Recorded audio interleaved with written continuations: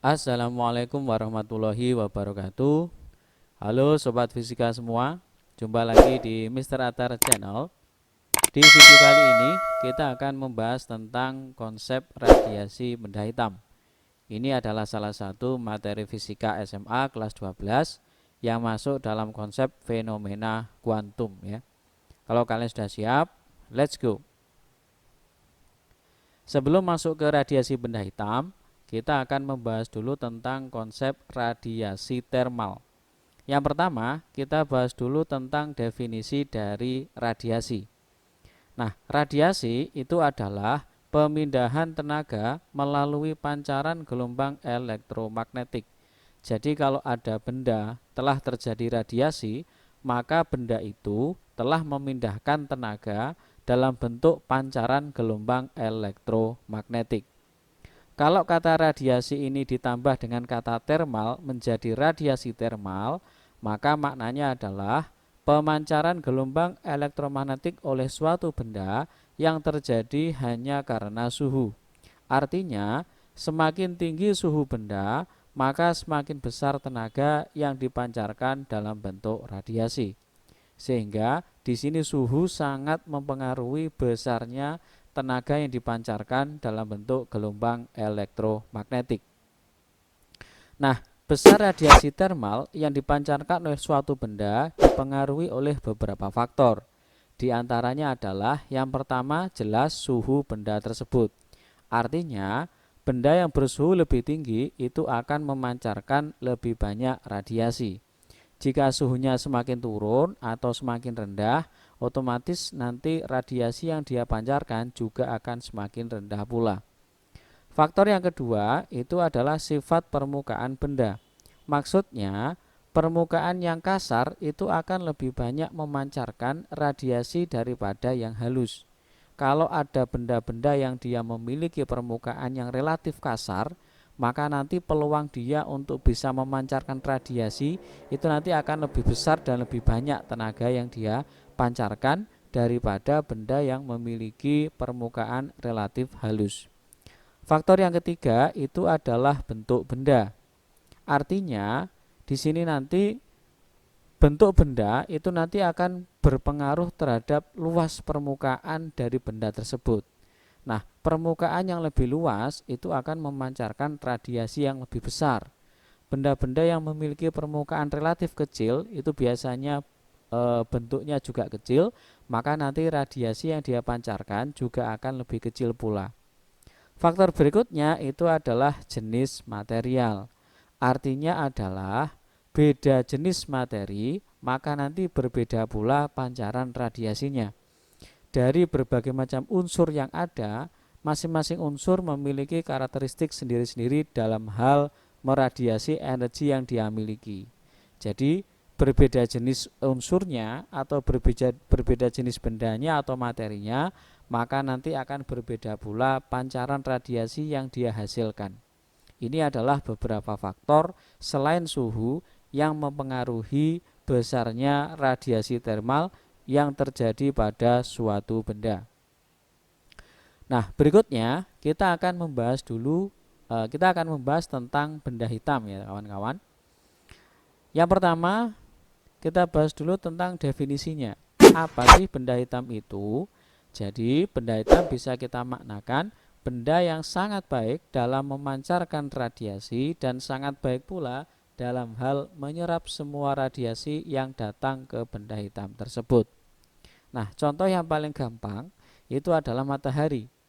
Jadi, matahari dianggap sebagai sebuah tergolong ke benda hitam karena matahari ini sangat baik dalam memancarkan radiasi yang dia miliki. Ya, jadi sangat baik dalam memindahkan energi yang dia miliki ke sekitarnya. Jadi benda hitam itu tidak harus ya warnanya selalu hitam, meskipun nanti juga ada benda-benda yang warnanya kebetulan hitam, dia juga tergolong benda hitam.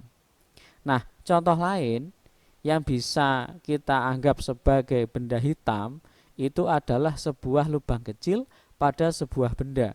Ya, misalkan seperti ini. Misalkan saya memiliki sebuah benda 3 dimensi yaitu tabung, ya, bentuknya tabung seperti itu. Kemudian kita buat permukaan yang berada di dalam itu permukaan yang licin, ya. Jadi bisa dibuat untuk memantulkan gelombang elektromagnetik yang berada atau yang masuk ke dalam tabung ini. Nah, titik hitam yang berada di dalam salah satu sisi tabung, ya, itu adalah lubang kecil yang bisa kita anggap sebagai benda hitam juga. Kenapa? Jadi gini, ketika ada radiasi yang masuk ke dalam benda ini atau ke dalam lubang ini, maka nanti ketika radiasinya sudah masuk, maka peluang dia itu untuk keluar lagi itu sangat kecil. Jadi misalkan kita radiasikan atau kita sorotkan sebuah sinar, ya, di sini nanti gelombang elektromagnetiknya berupa sinar, ya, kita sorotkan sebuah sinar masuk ke dalam lubang ini. Maka ketika sinar sudah masuk, ya, maka nanti sinar ini akan memantul ke salah satu titik, kemudian memantul lagi, ya, kemudian memantul lagi, dan begitu berulang sampai, ya, beberapa kali, ya, dengan frekuensi yang sangat banyak. Nah, ketika ada cahaya masuk, ya, dia akan membawa energi. Ketika dia menumbuk dinding, maka nanti ada sebagian energi yang diserap oleh benda ini, kemudian sisanya dibuat untuk memantul, gitu ya, untuk bergerak lagi. Nah, ketika dia menabrak dinding lagi, maka energinya akan terserap lagi, sisanya itu digunakan untuk memantul lagi.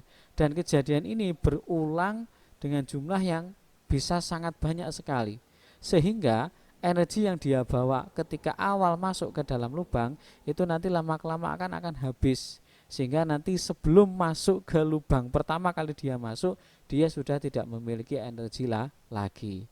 Nah, jadi sangat baiknya dia menyerap itu di sini dimaknai ketika sudah ada energi yang masuk ke dalam benda ini, maka dipastikan, ya, tidak akan bisa keluar lagi radiasi gelombang elektromagnetik yang sudah masuk, ya. Jadi ini adalah konsep benda hitam. Jadi benda yang sangat baik dalam hal memancarkan atau dia menyerap radiasi yang datang kepada dirinya, ya. Jadi ada yang mengatakan benda hitam itu adalah pemancar yang sangat baik. Nah, ada juga yang mengatakan benda hitam itu adalah sebuah benda yang penyerap terbaik. Sehingga ketika ada radiasi gelombang elektromagnetik yang datang kepada dia, maka dimungkin tidak atau bisa dipastikan ketika dia sudah masuk, maka nanti dia akan bisa keluar. Nah, ini adalah konsep benda hitam. Hukum pergeseran Wien. Hukum ini menyatakan bahwa panjang gelombang untuk intensitas cahaya maksimum akan berkurang dengan meningkatnya suhu.